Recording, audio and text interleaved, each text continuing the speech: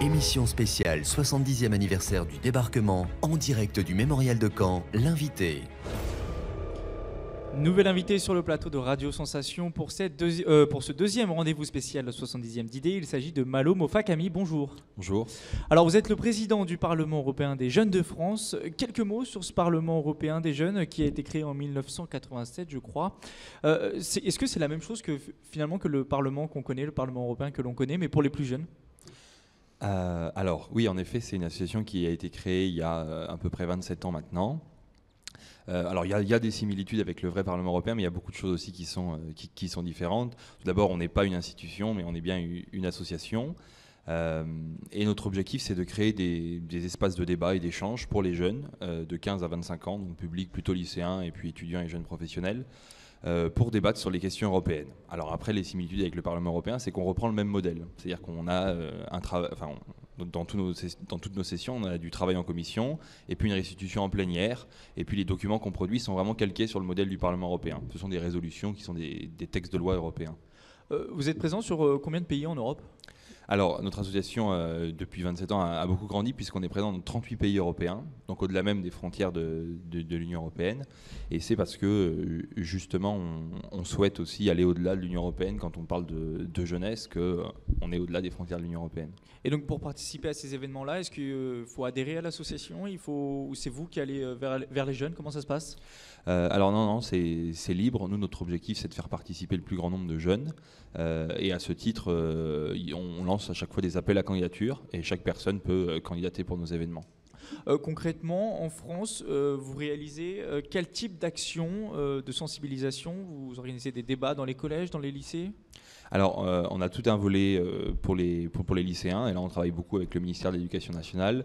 On organise des événements justement dans les lycées pour leur faire découvrir l'Europe d'une manière un peu plus ludique, pour qu'ils puissent s'exprimer et être acteurs de leur citoyenneté plutôt que de suivre des cours. Et puis on a aussi tout un volet étudiant où là on organise des forums internationaux, des sessions internationales qui rassemblent les jeunes de toute l'Europe pour essayer de réanimer la flamme européenne chez les jeunes. Alors vous dites réanimer, c'est que vous sentez que c'est pas un sujet forcément qui passionne les plus jeunes, ou enfin au moins avec le temps ? C'est vrai que l'Europe, les politiques européennes sont très lointaines des citoyens, des jeunes en particulier. Et il y a besoin de créer un déclic. C'est pas si compliqué l'Europe, mais on en parle assez peu, donc il faut en parler. En revanche, quand les jeunes viennent à nos événements, c'est toujours, ils en sortent toujours ravis et enchantés parce qu'ils sont acteurs et ils peuvent construire l'Europe. Donc c'est encore possible de faire aimer l'Europe aujourd'hui, malgré ce qu'on peut entendre. Oui, et chez tous les types de publics. On travaille aussi bien avec des lycées professionnels, des lycées technologiques, des lycées généraux, ça marche à chaque fois. Merci Malo, Mofakami, on se retrouve dans un instant. Merci. Émission spéciale 70e anniversaire du débarquement, en direct du mémorial de Caen sur Sensation. Nicolas Kirillovitz. C'est vous. Oui, c'est vous. Mais c'est vous qu'on retrouve tout de suite pour évoquer un livre. Mon moment de gloire que vous m'accordez, c'est très gentil. Un livre à découvrir maintenant pour le 70e anniversaire du débarquement, avec 380 biographies des acteurs du débarquement et de la bataille de Normandie. Alors des personnalités très connues comme Churchill ou De Gaulle, mais pas seulement, Franck. Puis il y a aussi Eisenhower. Ouais, j'ai posé le lien en fait. Yves Le Couturier est aujourd'hui historien, après avoir étudié l'histoire contemporaine et une carrière à la Poste et à France Télécom.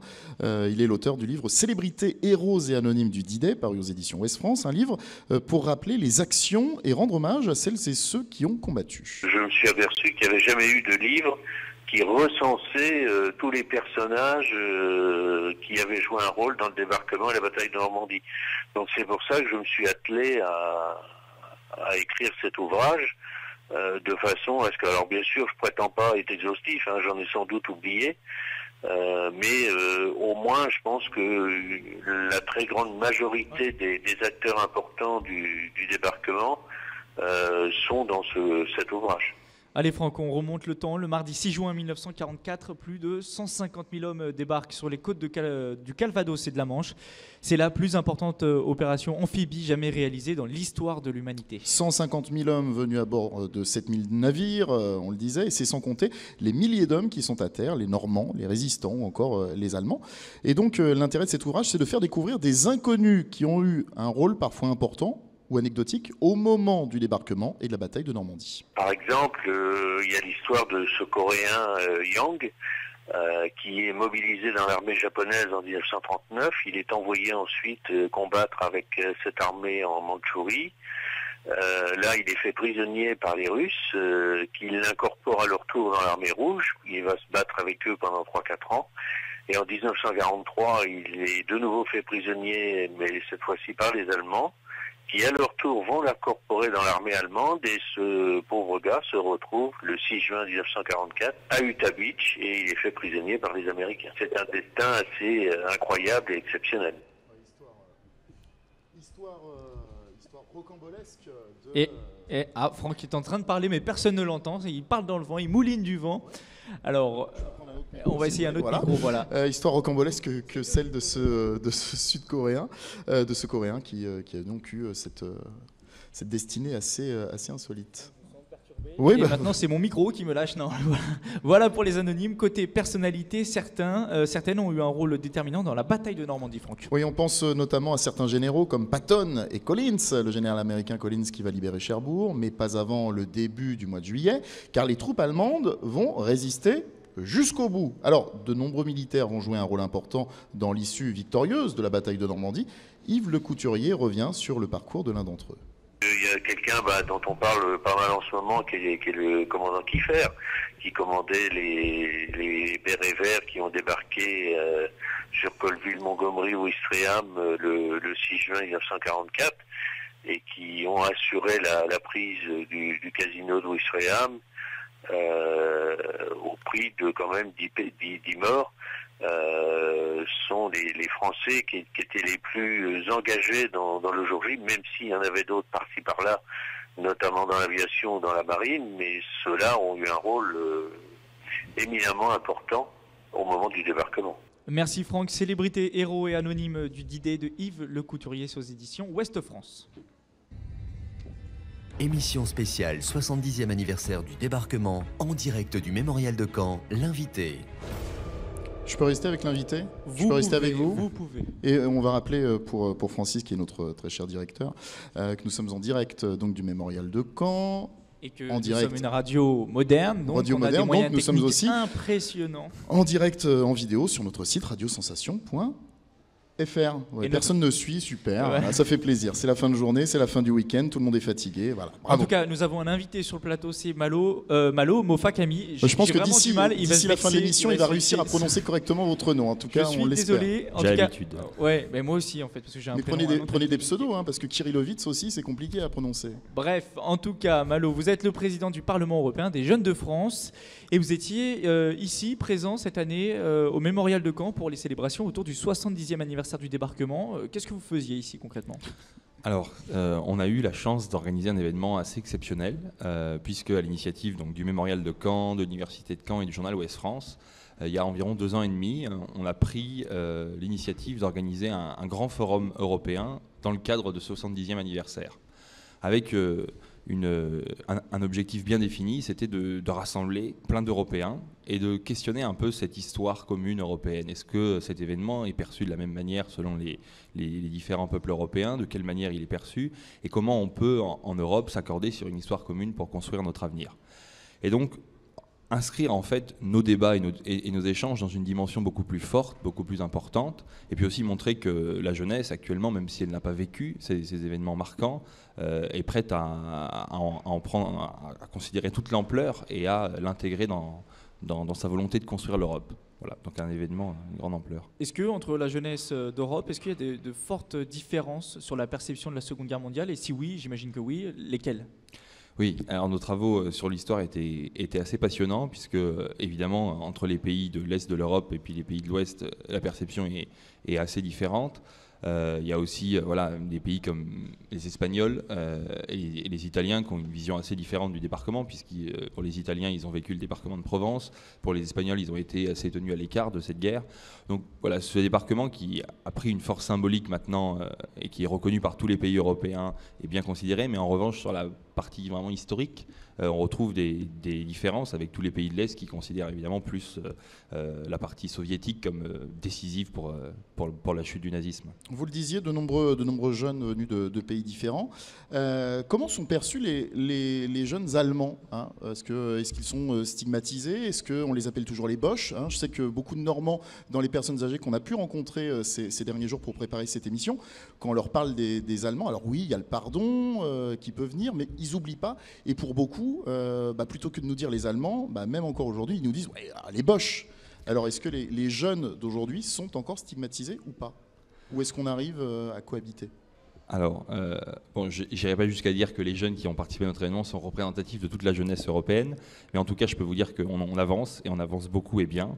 Le président de notre session, donc de notre événement, qui est toujours présidé, était un Allemand, Christopher Tripp, et voilà, il a réussi sans problème à s'imprégner et à comprendre cette mémoire, à la partager, et on n'a vraiment vu aucune différence entre les participants allemands et les participants des autres pays dans cette volonté de commémorer la chute du nazisme qui est partagée comme tous comme un événement tragique en Europe. En revanche, c'est vrai que quand on est allé sur les plages du débarquement, certains Allemands nous ont clairement dit qu'ils ne pouvaient pas, quand ils s'imaginaient les combats, ne pas se mettre à la place des Allemands qui, eux, ont subi ce débarquement et ont tenté qui avaient reçu des ordres de toute façon. Et qui ont tenté de résister parce que, évidemment, même si on parle de l'Allemagne nazie, c'était quand même des Allemands qui à ce moment-là, ont défendu ces plages et ils n'arrivaient pas à sortir de ce camp-là, en tout cas. Donc il y a encore, évidemment, des vestiges qui sont très forts chez eux. Quelle vision ont ces jeunes Allemands de ce qui s'est passé pendant la Seconde Guerre mondiale ?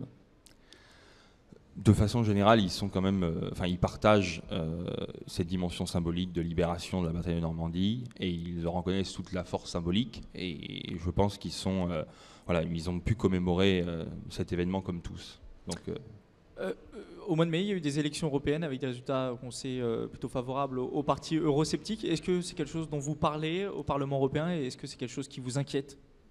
Oui, c'est quelque chose dont on parle. Et puis en plus, les résultats, en plus d'être assez décevants sur les partis qui ont été mis à la tête de nos pays, sont aussi assez décevants sur la participation, et notamment des jeunes, avec presque 73% d'abstention, notamment en France, chez les 18-30 ans. C'est des choses dont on parle, dont on se préoccupe. Mais à mon avis, le fond du problème, c'est pas tellement que les jeunes Européens sont pas intéressés par l'Europe, c'est qu'ils ne voient pas leur intérêt à eux. C'est-à-dire que souvent on parle de paix, l'Europe a été créée pour conserver la paix, mais ça, pour des jeunes qui n'ont jamais connu la guerre, évidemment ça leur parle, mais c'est pas assez fort pour les motiver, pour les intéresser sur l'Europe. Et donc on a eu des échanges assez forts, et je pense que la démarche qu'on a eue est un peu celle que chaque jeune Européen devrait avoir, c'est-à-dire de réfléchir un peu de la force de cet héritage, que depuis 70 ans, on vit en paix en Europe, notamment, surtout en Europe de l'Ouest, puisqu'il y a eu quand même quelques guerres, et que cette paix, elle est permise par l'Europe, mais que maintenant, il faut être capable aussi de se dire, certes, l'Europe a amené la paix, mais qu'est-ce que maintenant on veut construire avec cette Europe, et qu'est-ce qu'on veut amener?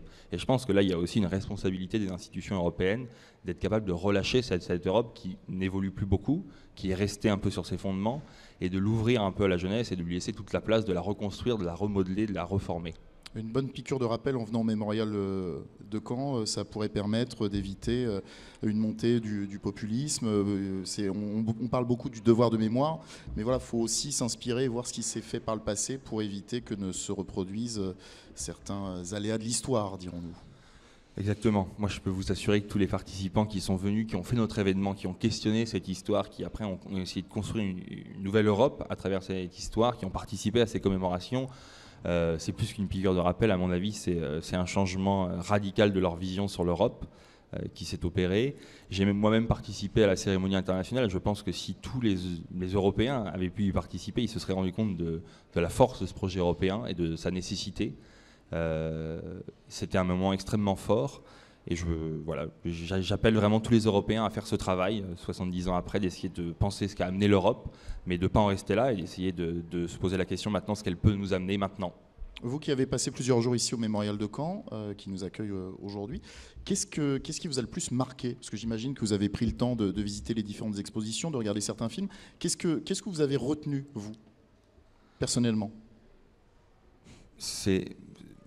Ce qu'on retient forcément, c'est l'incroyable, mais dans les deux camps, hein, mais l'incroyable force qui a été opérée à la fois chez les Allemands pour contrer l'arrivée, mais surtout chez les Alliés pour faire ce débarquement. C'était une entreprise tout à fait incroyable, avec des dispositifs hallucinants. Vous l'avez rappelé, 150 000 personnes transportées sur les plages, alors qu'ils allaient tomber sous les feux ennemis. Et ça, pour défendre leurs valeurs, les valeurs qui leur étaient chères, c'est une vraie leçon de courage, de bravoure.